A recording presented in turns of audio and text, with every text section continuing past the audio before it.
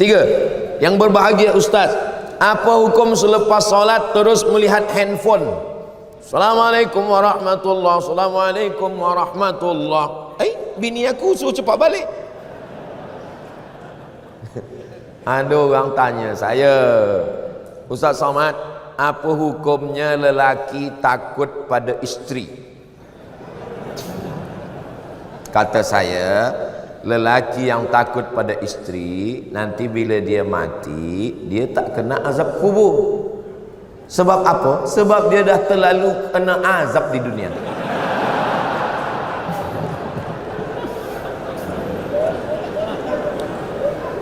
Yang ini tak usah ingat, yang lain tadi aja ingat.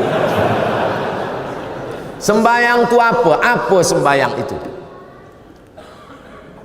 Aqwalun, ucapan, maknanya Al-Fatihah, rukun.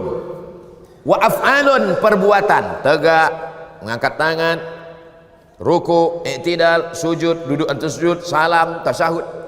Mufattatahatun bitakbir, dibuka dengan takbiratul ihram. Wa muhtatamatun bitaslim, ditutup dengan salam. Itulah sembahyang. Assalamualaikum warahmatullahi, Assalamualaikum warahmatullahi. Sembahyang dah selesai. Tapi dia tak ikut sunnah. Sunnah paling elok doa. Bila doa yang paling afdal ya Rasulullah? Ba'dal maktubah, ba'dal faridah, selepas solat fardu berdoa, berzikir dulu.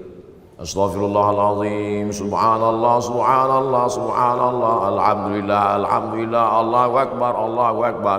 Habis itu berdoa. Kenapa tak berzikir? Bila kita berzikir, malaikat-malaikat turun. Malaikat menengok orang berzikir, memanggil malaikat yang lain, halummu ila hajatikum, inilah yang kamu hajatkan, yang kamu cari-cari. Malaikat pun ikut berzikir dan mengaminkan doa. Doa kita itu pun diaminkan. Ad-da'i yang berdoa, wal mu'ammin yang mengaminkan, fil ajri sawa, balasannya sama, maka aminkan. Allahumma inna nas'aluka salamatan fid din, amin. Aminkan. Ini banyak sekarang tak mengaminkan.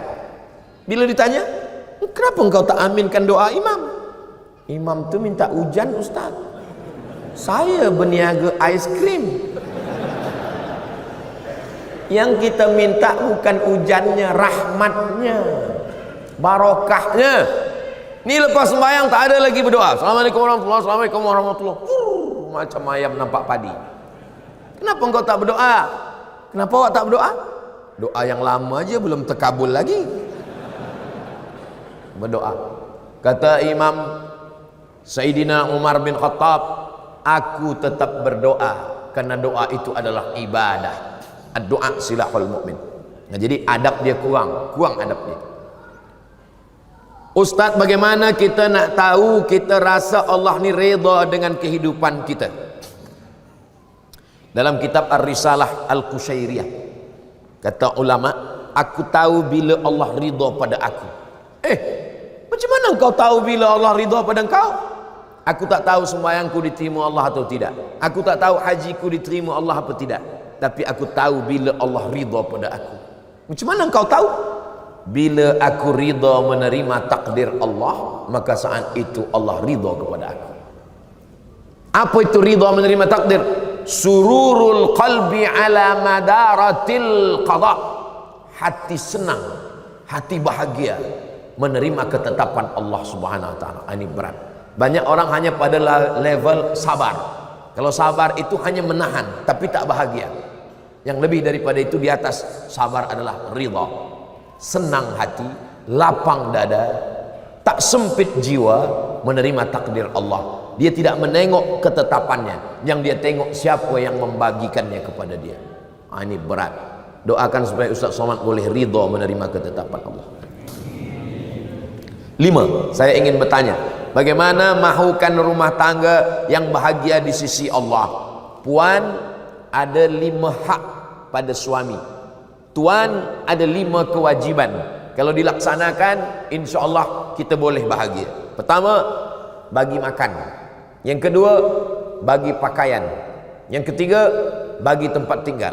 Yang keempat, bagi pendidikan. Yang kelima, bagi perhatian. Sebab perempuan ni nak diperhatikan. Dia tak pernah memuji saya, Ustaz. Ada orang lain yang puji, hati saya terpaut. Kenapa engkau jalan dengan dia? Dia dah macam abang saya, dia dah macam saudara saya. Berawal dari macam-macam, berawal dari macam, berakhir jadi macam-macam. Maka kalau kita jaga ini, insya-Allah. Khuliqatil mar'atu min dhila'. Perempuan ini diciptakan dari tulang rusuk. A'wajuha a'laha. Tulang rusuk yang paling bengkok bagian atas, itulah perempuan. In akhadta aqamtaha kasartaha. Kalau kau nak paksakan dia lurus, dia akan patah. Bila kau ikut, kau akan jadi bengkok. Ustaz, kalau ikut bini, Ustaz bengkok. Maka pandai-pandailah kita. Maka insya Allah, siapa orang yang paling baik di antara lelaki ini? Khairukum khairukum li ahli. Orang yang paling baik di antara kamu, orang yang paling baik kepada istrinya. Jadi kalau ada tuan-tuan yang paling baik di masjid, khusyuk solat, tapi kasar, cakap, caci maki, sumpah serapah. Kalau dia pergi dengan kawan, kawan ni bawa air, tumpah air, dia senyum. Tak apa, tak apa, kita ambil air lagi. Tapi kalau bini tumpah mana mata dulu. Bila sakit, bukan kawan datang, bini lah yang datang. Sakit di hospital, bini datang, suap. Makan ya bang, sabar bang, sabar. InsyaAllah sebelum hari Jumaat selesai ni, insyaAllah. Bila kita baik, dia suap baik. Tapi bila kita kasar, makan, dah sakit, tak mati-mati pula lagi. Betul tak puan? Betul ke tu puan? Rasa puas hati saya pagi ni, Ustaz. 6. Zaman saya muda-muda dulu selalu tinggalkan sembahyang. Bagaimana nak mengqadaknya, Ustaz? Selepas satu sembahyang qadak. Lepas zuhur qadak zuhur. Usalli fardhu zuhri 4 rakaatin qadaan. Lepas asar qadak asar. Tapi untuk asar jangan qadak di masjid, di rumah. Bila kita qadak di masjid, nanti kawan berbisik, siapa ni? ISIS. Sesat ni. Dia tanya pula, sembahyang apa engkau? Mana ada sembahyang sunat? Siapa ajarkan engkau? Ustaz Somad. Aku dah cakap lama, Ustaz tu sesat. Maghrib, usalli fardal maghribi 3 rakaatin qadaan. Bukan maknanya saya bagi makna qada ni kita ringan-ringankan saja sembahyang.